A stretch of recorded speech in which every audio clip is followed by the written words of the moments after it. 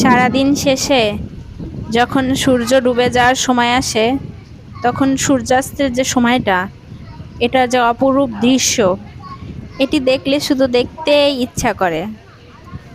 আমি এখানে কতক্ষণ দাঁড়িয়েছিলাম, কি যে সুন্দর লাগতেছিল।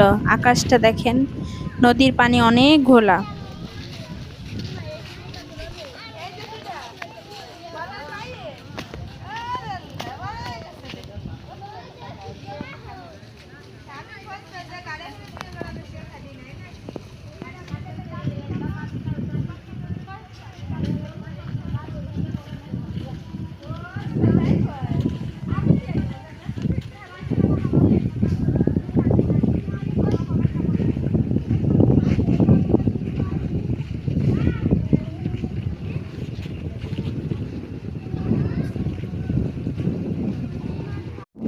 সারাদিন